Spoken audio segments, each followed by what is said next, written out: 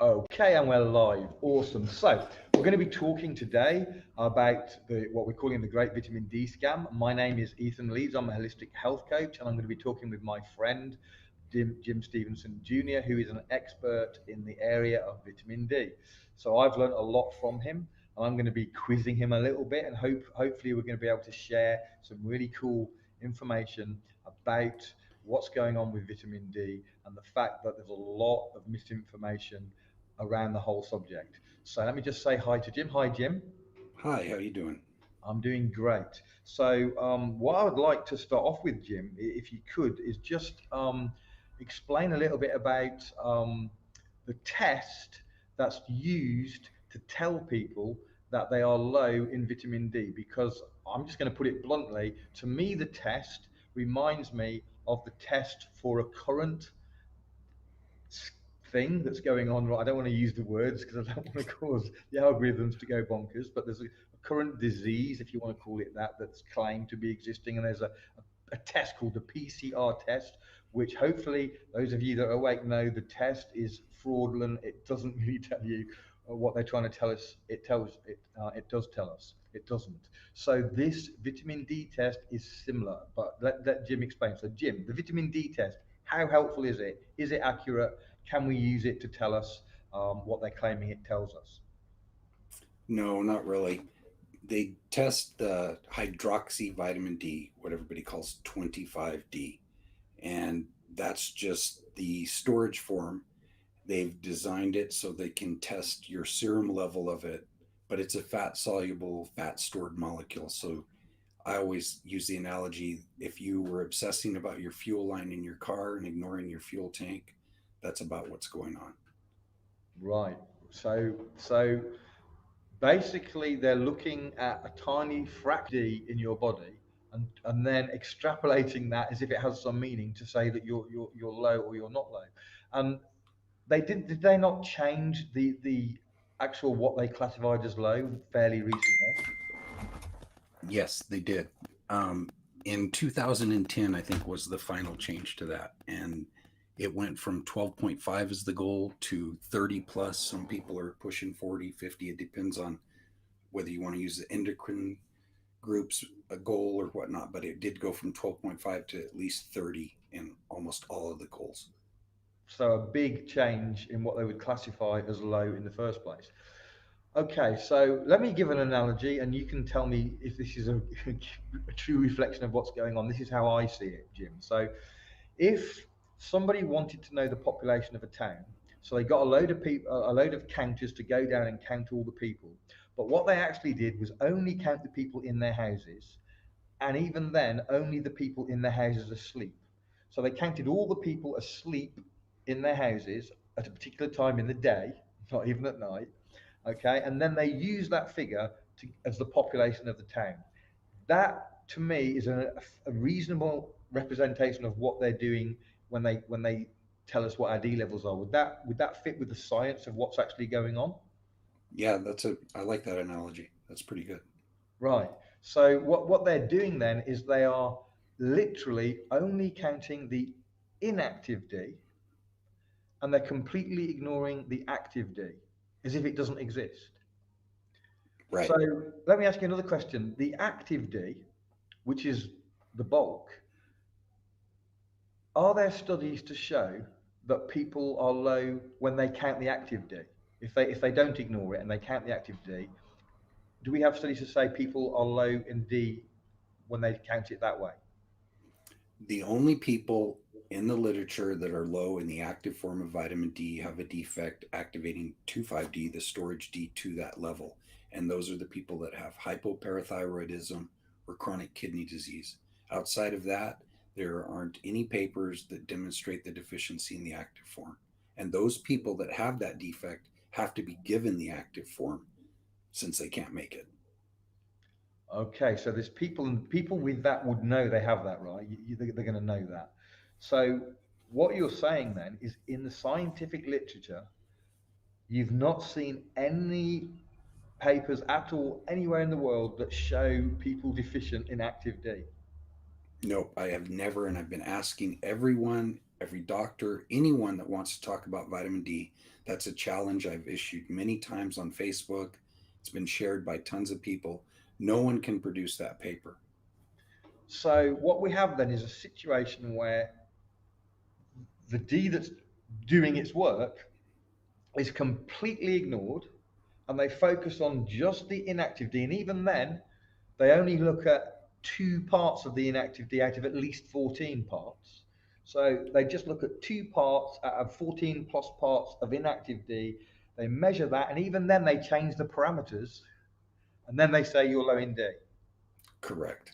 You're supposed to assume that when you fall below the goal in the storage form of vitamin D, that you are low in the active form.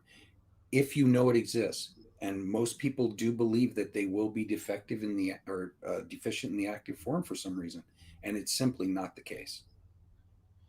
Okay, so again, what you're saying there then is that the inactive form doesn't necessarily bear any relationship to the quantity of the active form in the No, papers.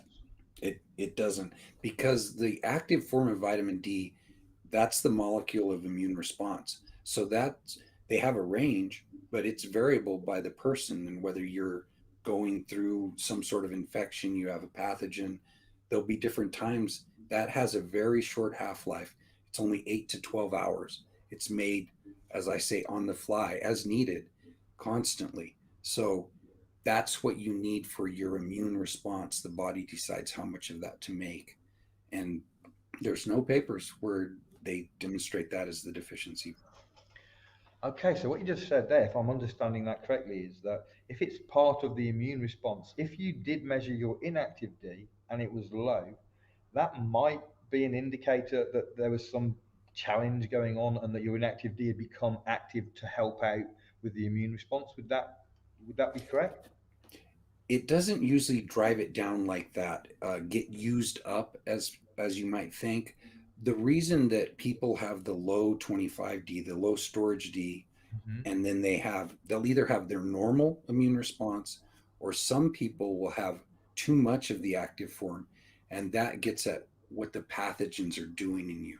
There are some pathogens around today that have evolved, that they present a molecule that steals the vitamin D receptors, and the body's really smart, and there are papers on it, not to get too technical. The body realizes this, and it literally sequesters the storage form of D from serum so that it doesn't get elevated. And it does that in various ways. The sensitivity to vitamin D is controlled by how many uh, receptors you express and other things. But when you have really sick people, especially sick people that take vitamin D, and their 25D doesn't rise, sometimes it drops even, those people will typically have very high active form of vitamin D because they have things like Lyme, Epstein Barr, HIV. Those pathogens are around today because they found a way to block the action of vitamin D. And the body reacts by sequestering it. So you'll see low storage vitamin D with elevated active D in the sickest people.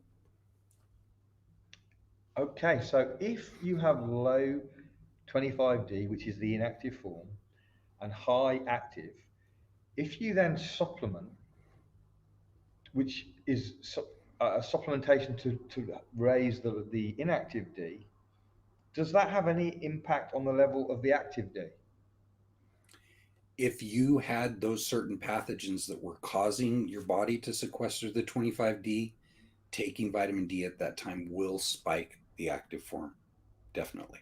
Okay, okay, that's interesting. Now, so let's talk about the supplements. So most of the D supplements are manufactured, often referred to as synthetic. So the big pharma are making this stuff. Um, are the health benefits, the health claims, um, reasonable claims when they say taking manufactured D is going to support your health, or is it damaging health? It depends on how well you look at it. If your goal is just to see the 25D increase and that happens, people write that off as a success. which you wouldn't know that it's a success if you didn't see what it became and what it did. So if you're only seeking to increase the 25D level, a lot of people that aren't don't have pathogens like Lyme and Epstein Barr or HIV, they're able to increase their 25D level. Right, Those people wouldn't necessarily be prone to spike their active form. It's the right, people that take it and it doesn't go up or it drops. Those are the ones that are going to spike their 125D because the body was already throttling them back. They're it's uh, here's the bottom line. Vitamin D 25D is a negative acute phase reactant. When you have something major going on, some comorbid condition that predisposes you to disease, like uh, let's say you have TB, maybe, or you have diabetes. Those are the comorbid conditions that can cause your 25D to be lower because that's how it reacts. Negative acute phase reactant, as well as its carrier is too. So people that already have something going on will have lower 25D. right. So comorbidities, chronic conditions in general is going to push down your inactive D. Okay. So would you say then it's a good idea to take these supplements in that situation? No, it's not. You're just going to drive up your active form, and it's a very inferior way to acquire vitamin D orally. That's not how we're meant to get it. We're meant to go in the sun.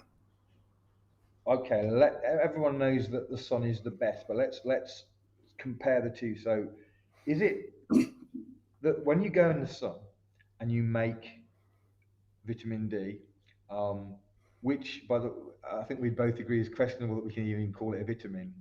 But anyway, that's a whole. I guess that's a whole other topic. But when you make it, are you making the same thing that you if you don't go in the sun and supplement that you get from the supplement? Are you getting the equivalent thing? The science says we're getting an equivalent molecule, but it's being acquired in a different way. When you go in the, excuse me, when you go in the sun, you're literally making it. You make it. It's not a lot of people talk about how they don't absorb it. That isn't relevant to going in the sun. It's manufactured in the sun. But when you take it orally, it has to be picked up in the gut, and that's the inferior way. You're not meant to get your lion's share of vitamin D from oral supplementation. It's just that's why it's kind of rare in nature. It's the sun that creates the huge amounts of vitamin D.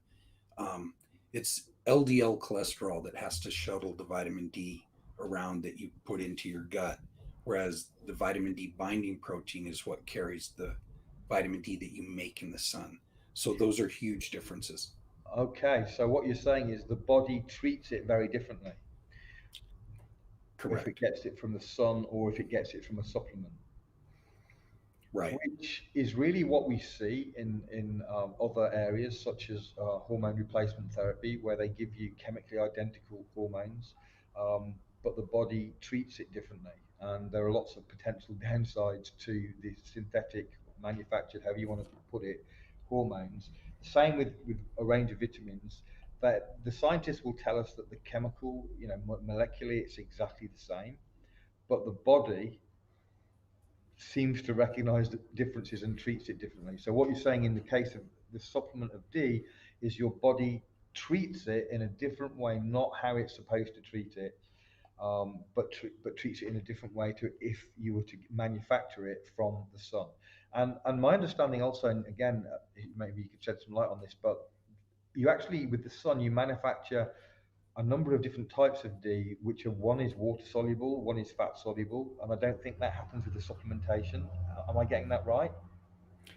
That is correct. In the sun, you make a sulfated form, which is the water soluble form, and you make the fat soluble form, and the pills are all going to be a fat soluble D3. Right. So the sun, you get two very distinctive types that are utilized in different ways, but the supplement is only fat soluble. So they're missing out a whole piece of the jigsaw right there from supplementation.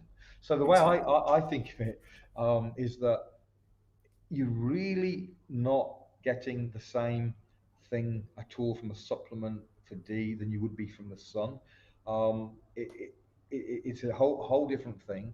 And you made a really good point just a few minutes ago when you said that it's rare in food. There's not many foods that have D, um, and that should be a something of interest because if we were supposed to take our D orally, you would expect to see it in the food chain all over the place in many fruits and vegetables or meats or whatever, and we don't. There's a handful of foods only. Now, the most popularly talked about vitamin D food would probably be fish and cod liver oil in particular. But I know that, I mean, you told me something which shocked me actually. I had no idea, so I'd like you to share that here. But there's a food which people may not think of, which I certainly didn't, that actually has much more vitamin D, more different types of vitamin D, and it is a better source. And what would that food be? That food would be liquid sunshine, aka honey. Yeah, how amazing is that? And that's better than cod liver oil for D. Yeah, I'd say it has to be. You know, Right. it's all natural and there's at least five different molecules in it. And one of the things that a lot of people won't realize is that, a lot of vitamins and minerals and different things that work, nutrients that work in your body, they work together, and they also sometimes almost work against one another. So calcium and magnesium. Actually, we're speaking about D, so let's talk about D and magnesium. So D uses up magnesium, right? Right. It's a cofactor. It is necessary for all the enzymatic reactions that activate it through the steps. So Right. it So gets used up. if you're deficient in magnesium, you're going to struggle with D. But what I actually wanted to say was, so something that depletes D, if I'm correct, and again, no, please share your expertise, but vitamin A depletes D. Is that correct? It's more about them competing for absorption. Right. Same, different words, same. Yeah, So yeah, if you have a lot of vitamin A, it's going to knock out the, the D because of the competition between the two. Okay. right. So Exactly. cod liver oil is really high in A, right? Yeah, it's about 10 to 1, A to D. Right. So that's something that I didn't know that really is interesting because that means if you're taking cod liver oil for the D, you might not be getting as much as you think, um, because it's got 10 times more A. Although getting the A is really cool because A, you know, A is one of the vitamins a lot of people are deficient in because it's lacking in the plant world. But that again, a whole other story. Now, so one of the problems that I'm aware of with supplementation of D is that it can deregulate the whole calcium metabolism and all that's going on with calcium. Do you want to tell us a little bit about that?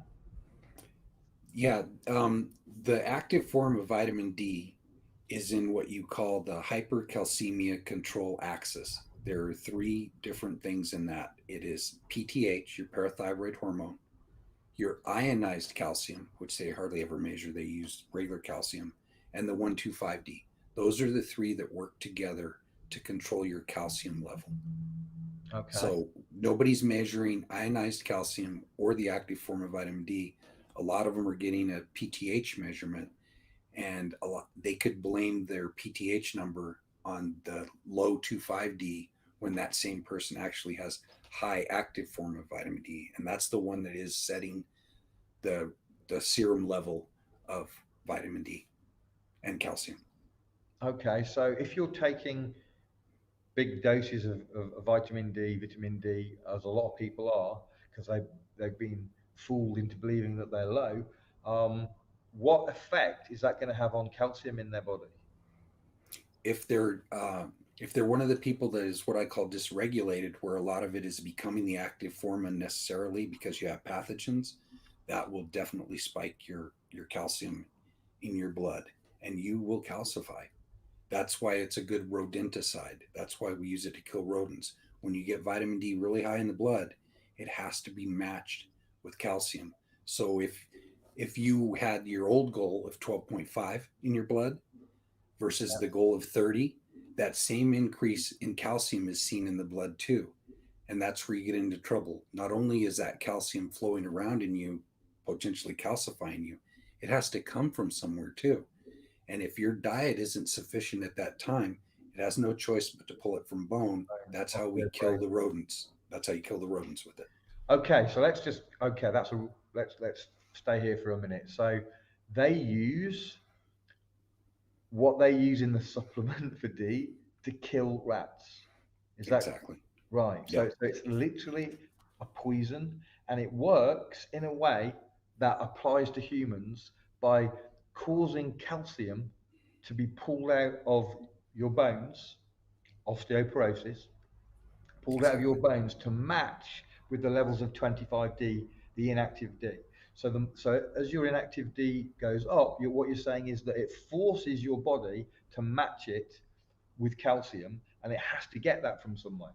And Right. typically, unless you're eating a really rich diet in calcium, which most of us probably aren't, then it's going to steal it from your bones, and then you're going to have all those bone loss issues, bone weakening, but also, as you mentioned, the calcifying, where the calcium starts to be dumped around joints and so on, and in arteries and wherever, um, and you start to get the calcifying turning into rock your body in places it shouldn't be.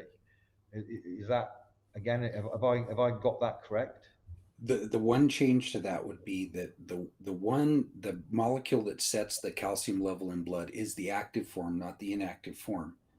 That The 125D. active, But right? if you spike the 25D, the papers show that if you get that blood level over 100, then it starts to trigger what's called resorption, which is pulling calcium from bone.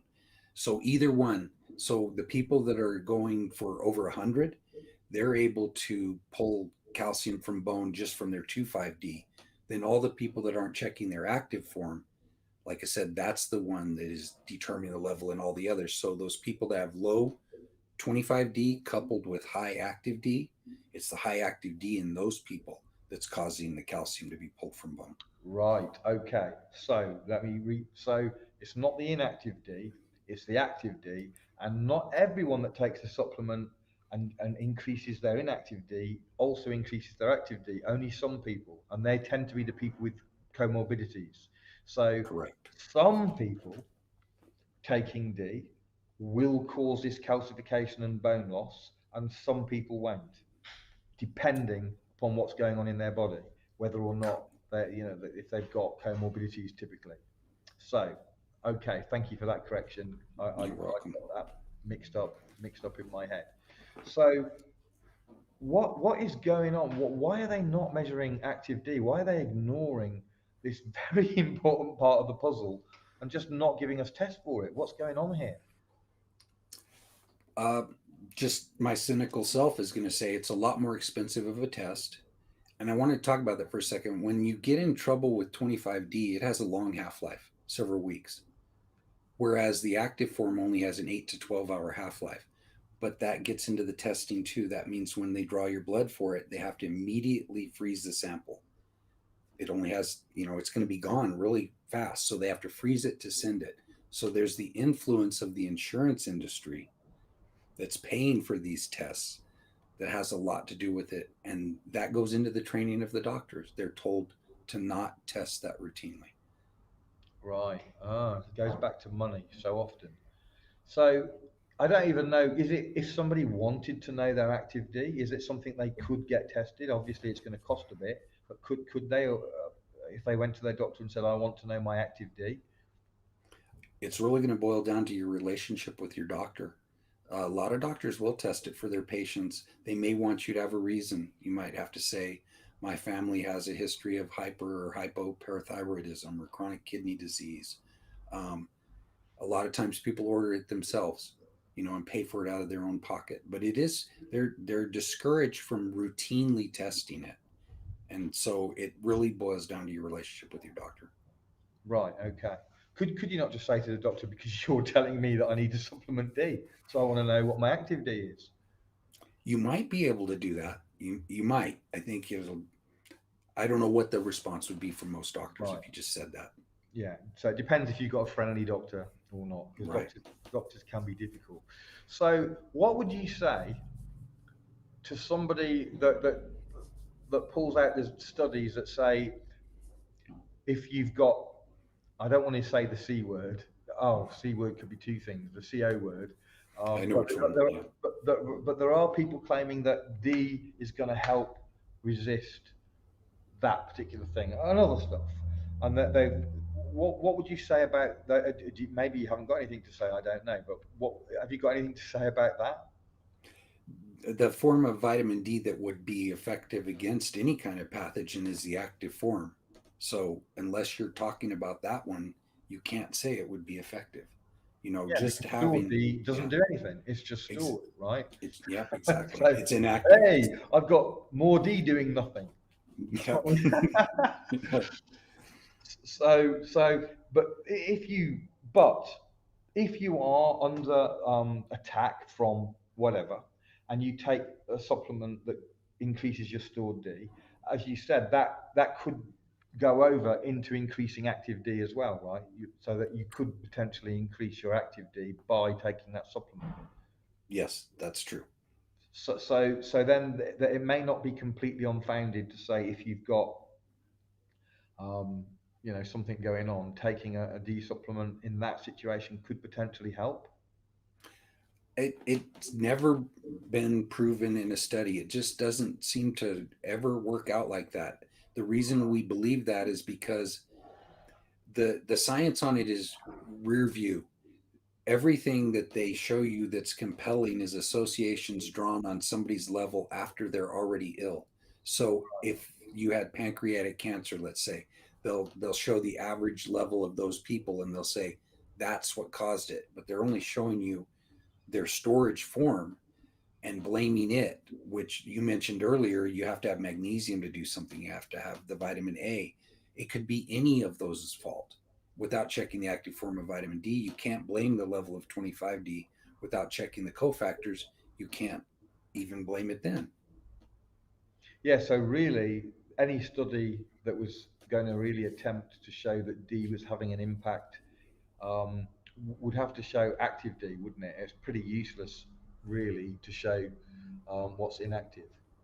And wouldn't you think they would just show you that? Wouldn't you think that say, okay, we have a study on 14,000 people and here were their levels, both sets. Why do we never get that? Why don't we know both of their numbers ever? Yeah, it's very weird. It's very weird. That you can't just say it's cost because they do many things that cost a lot of money. I mean, it's cost a fortune to put out all these the vaccines that they're shoving at the moment. It's cost them an absolute fortune. So yeah, while money's part of the picture, we can't just completely say it's because they couldn't afford to do a test for active D. That would be very helpful information to know what people's active D were that got better from whatever it was and didn't get better. Is there a difference? Are the people with high active D recovering and the people with low active D not? If that's true, that would be very helpful information. But they Right. don't do it. We haven't got that It, information. It's well, crazy. like you mentioned about the PCR testing, we are getting tests of people that are dying from the sea, and we know which strain of it they had. You can find out which strain of that you had, but you can't find out what the active form of vitamin D level was in those people dying or surviving. And if not now, when? This is the first global pandemic I've ever lived through. If we're not going to get that data set out of this, when will we? They don't seem very interested in anything working for this other than the vaccine, of course. So even FDA approved drugs that have been around for decades, proven but from their standards safe, things like ivermectin and hydroxychloroquine and what have you, even those they've been very resistant to. So they're definitely going to be resistant to any form of nutrition. So just looking at messages, getting a few messages. So one person told us that they tried to stop uh, to stop them seeing our video. Um, don't know how they tried to stop them, but apparently it didn't work. That's Brandy Jeffries. Um, so hi, Brandy. And then somebody else. Let me just read this. My friend had breast cancer, had radiation and chemo, gave her the wrong one, spread to her bones. Now she's losing all her teeth, and it spread to her brain. Oh dear me. She's doing black seed oil, sea moss, colloidal silver. I told her to get soursop, blah blah blah. But now she's back. She's admitting she was eating things she shouldn't and got lazy again. Um, I'm really sorry if she goes on a bit more, but this is serious, fighting for her life. Yeah, I'm really sorry to hear that. And somehow I lost Jim for a second. No, no, I'm still here. It just did something on the screen. Can you Yeah, I hear just me? brought you back, but you had disappeared. Um, I believe she could be saved. She believes it too. I told her. Okay, the best thing. I don't know who you are because it's not showing me a name. But if you want to message me privately, I'm happy to have a chat with you on that. That's quite a complex situation. Um, okay, so anything else, Jim, that you would like to share that people should know about vitamin D? Yeah, let's talk about the foods, the whole foods sources of vitamin D. We talked about how they're kind of rare. Eggs is another one. And what people need to understand is that the things that naturally contain D3 that it's not fortified in, most of them contain 25D, the storage form as well. They've opted to leave it off the nutrition labels, which is kind of dishonest. So that is something to consider. So when you get Hold on, eggs, hold on, hold on. I'm talking. Did you just say that then that vitamin D is being left off the food labels? the 25D is they're only recording the D3, the same as the pill that we take. So what the Okay, so liver first of turns all, people need to understand that there's a difference between D3, D2, and 25D. So, correct. um, 25D is the stored form of D. D2 and D3 are the substrates, or the. Am I right in saying that they're the Yeah. substrates? Yeah. Yes. So they're the base that's converted or made into this inactive form. And actually, something that I learned from Jim that I had no idea about. So we are told that D3 is the optimum form of D, but tell me what you told me, Jim, about D2 and the body and how it works. Okay. Yeah, just I think you know what The I'm talking about. the main reason that they say that D2 is ineffective, they say it's ineffective at raising the 25D. But if you've ever looked at a test that showed you the two pieces, the D2 and the D3 pieces, there's never hardly any D2 in the storage form. So if you take D2 and it becomes 25D in the liver, the part that's D2 is always D2. The part that's D3 is always D3. Some tests will show you how much of each one of those two you have. There's hardly ever any D2 in people, even if they're taking a D2 50,000 IU supplement. And there are some other differences. The affinity to the carriers is different, the half lives are different, but it's used preferentially first. And by that, I would think that would tell you that the body prefers to use it first for some reason. Okay, so let me just extract what you just said. Um, so what you're saying is that they don't they denigrate D2 because they don't see it in the D25. It's not in the inactive form, and so therefore they're saying it's not absorbed well, it's not used well, or whatever. Exactly. But the inactive D is maybe not as important as they're seeming to try and make it. And what you're saying is that the body, when it's given D2 and D3, it chooses first D2. Right. And they're assuming that it's just not picked up. But the literature, if you read the deeper science, you'll see that it's preferentially used first. Right. And just because it's low in the inactive D doesn't mean it's not important to the body. It's the body's using it, and it's using it first, and that's why maybe part of the reason why the D3 is used more for 25D. D. Right. Okay, interesting. Very, very interesting. So D2 might be a little more important than we're led to believe. Um, Or maybe we just don't get enough of it and the body needs every bit of the D2 we get because it is kind of rare. You know, there right. it's you don't make it, it's the D3 you make. There was one other point I wanted to make about the food sources besides them having 25D. If you think about those things that contain it, um, So you have the salmon. So if you're eating a salmon fillet, you're pretty much eating the muscle. You're not drinking salmon blood. So No. there's vitamin D in the flesh, in the muscle, and that's where you're getting yours. But then when you think of a human, we're acting like we only have it in our blood when we would have it in our tissue and in our muscle stored there. Muscle is a major storage place for vitamin D. If people would be drinking the blood of other things, if that was actually the only place that there was vitamin D present, eggs, you're Right. not drinking any egg blood, you're eating an egg. Right, interesting, because they do the same with magnesium. They measure the magnesium in the blood, sometimes even the blood serum, which is completely rubbish. But even if they do the red blood cells, we know that only 1% of magnesium is in our blood. So they're measuring a little, just like the D, a little tiny bit in one place and ignoring everywhere else. And with magnesium, it's particularly important because it's that 1% in the blood is very important, to the point that if you're running low, it's going to drag magnesium from other parts of the body. So before your blood is showing a lower percentage of magnesium, you're going to be absolutely desperate everywhere else in your body. It takes it from everywhere else. So the blood is a really bad place to measure to measure magnesium.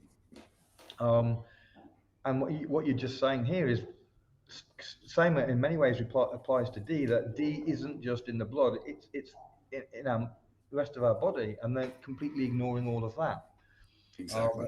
it's just crazy, isn't it? So I'm not a fan of tests in general. I find that most of the tests. I mean, we could talk about the thyroid tests and how horribly inaccurate they especially were. I mean, over a long time now, I've known people with massive thyroid problems, and they go and get tested, and they're told, no, your thyroid is good, and it's because the testing is rubbish. What they're testing is wrong. And so often we see that tests, again, with cancer, someone just messaged about cancer. You see people go have tests and they're told they haven't got cancer, and then they suddenly, 2 weeks later, they die with cancer everywhere in their body or something. Right. The tests are usually rubbish. They just are. Right. Um, so, so we've got more. What is the importance of K2 and its link to D? Somebody's asking Peter Steele. Well, K2, K is another vitamin that you make, another fat soluble. So if you have a healthy gut, you're making your vitamin K. It doesn't work so much to take vitamin D with vitamin K, and Matt Blackburn talks a lot about this, but it doesn't come in appropriately. You're having trouble acquiring oral vitamin D, a fat soluble, and like I said earlier, that's an inferior way to get it. Well, you're just adding another fat soluble. They can't work together during that acquisition because they're both being acquired. Then how can taking vitamin D and K together, how can the K protect you from the dangers of D when they're both fighting to get into the body in the first place? They're both trying to be acquired. K can't help D at that point. It's on down the road when you're building bone and stuff that the vitamin K matters, not at the acquisition point in the gut. Okay, okay, interesting. Um, so somebody cannot make D or any steroid entire endocrine from non-oxidized cholesterol. Thank you, Jim.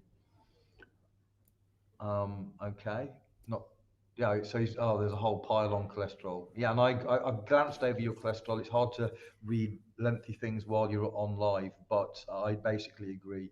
Cholesterol is not bad. You're right. The balance is between 6 and 3, and that's more of an issue. It's more to do with balance, and I think most people need more omega 3 and less omega 6. But I do agree. But LDL. that non-oxidized stuff is important. Like that's what you get from eggs and whatnot. So it is pretty important to get that. And when it comes to cholesterol, people need to understand that in order to heal in your body, you have to move a bunch of stuff around, and that's what moves it around. So Yeah, when they tell you you're too high in cholesterol and we're going to throttle you back, they're going to throttle back your healing. yeah. I often tell people, if you've got 100 people with high cholesterol and 100 people with low cholesterol, and they all have a heart attack, you're going to see a lot more people still alive in the group with the high cholesterol than you are with the Right. low cholesterol. Right. And they don't want you to know that kind of stuff, you know. So, yeah, cholesterol is like really, really important. And it's very protective. Of course, you want it in the right balance and the right type, but absolutely, it's very, very important. Um, I'll add one thing to that for you. People are concerned that eating cholesterol drives their cholesterol number. And yes. that isn't how things work. And you might be able to appreciate this analogy. If things work that way, bald people would be eating hair. You know, I tried it. I actually, yeah, had a big hairball. It wasn't, but and it did nothing. Yeah, yeah. I think that I do like that analogy. Yeah, it doesn't work. Yeah, that they try. Don't eat cholesterol. No, no, you should be eating cholesterol. The whole low fat thing is reminds me of the whole vitamin D thing. There's a lot of very bad information that were put out for a long time that did a lot of people a lot of harm. Um, so yeah, and now with the D. So let me ask you actually another question. Do you take vitamin D as a supplement? no, I never have. Okay, and you have no plans on. No, I've only had uh, one test of each form once in my life, and it was just a few years back. I had the storage and the active form tested at the same time. Mhm. My my storage form was 24, my active form was 46. And a lot of people go by the ratio. The ratio of active to inactive should be below 2 unless you have a lot of inflammation, and mine was 1.9 something. Right. So I'm not concerned about it at all. That's a really good active number. And the lowest all cause mortality for 25D storage form is between 20 and 24. So when they look at everyone dying and all cause mortality, the lowest deaths are in the range of 20 to 24. Really, that is interesting. And what's the numbers that they say you're low? They want everybody above 30 They want and everybody above 30, and yet above the 30. lowest death all cause death is way below that. Right. And I should mention at this point, I'm in the United States, so all my numbers are in G. So if people are looking at NMOL, 20 to 24 is 50 to 60 in that unit of measure. Okay, thank you. And there's no benefit shown in being over 21. There are 3 papers on that. What they see is the C reactive protein starts to rise as you get above 21. It's normal, but that's where you start to see it rise, and that's an inflammatory marker. So that's not a good thing. Not a good thing at all. So that inflammatory marker rises when the D starts to go above 21. Right, which would be a little above 50 and then nanomole measurement for other people. Right. So for anyone who's had a test and they're around 20, they have got nothing to worry about. No, they're right in the lowest all cause mortality camp right there. Yeah. So they not only have they got nothing to worry about, but they shouldn't be trying to increase it, Right. because they're a really sweet spot right there. They are, absolutely. And Awesome. they're not making the body work too hard to activate too much of it by putting it in because you use up resources. You still have to work at it. If you're having to pull calcium from bone to match that serum ratio, that's work. That's your osteocytes, your that's your bone builders. That's it's the immune system that does all that. So you don't want to tax your telomeres your whole life. You're going to get old and not be able to build any bone. Right, absolutely. And speaking of bone and the role of D, but one of my problems with supplementing with D is that nearly everybody is all, while I don't think they're deficient when they're being told they are, what they are deficient in is magnesium. So nearly everybody is deficient in magnesium for various reasons, and taking D further competes with the magnesium. Right. So they're actually hitting their one of their most important resources, one of the most important, arguably the most important mineral, uh, one of certainly, Right. potentially the most important mineral, where you're already struggling and you're hitting it more.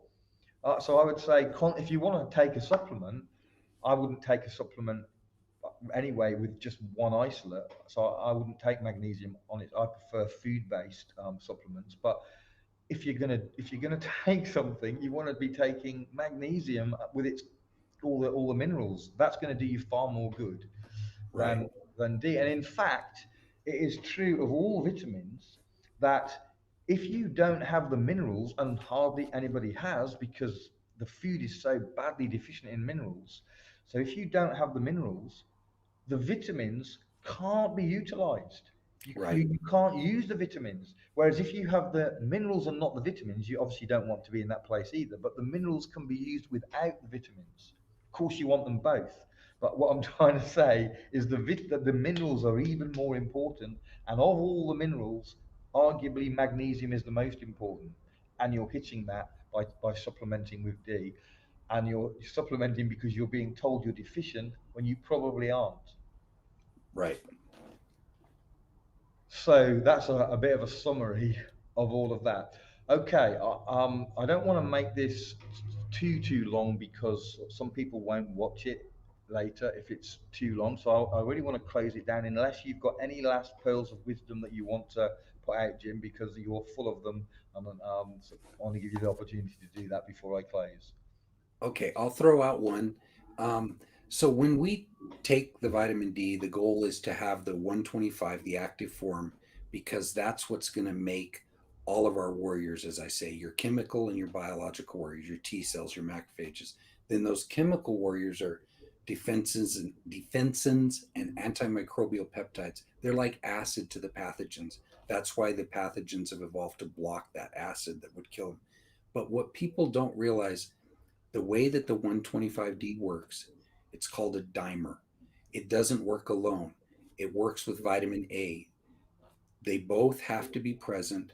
The vitamin D receptor and the RXR, the receptor for the retinoid, come together. So anytime they aren't measuring your vitamin A in these studies, you don't know if vitamin D, even if it was present, could do its work. Right. But people need to realize that most of the systems in you are that way. The thyroid is exactly the same way. It's a two-sided. It takes T3 on one side. It uses the RXR receptor on the other side. So again, you have vitamin A.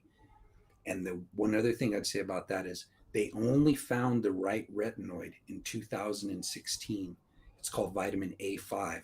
So all the science before that is garbage. And anytime you don't consider the other receptor on the other side that it takes to do any action, you're only looking at half the picture.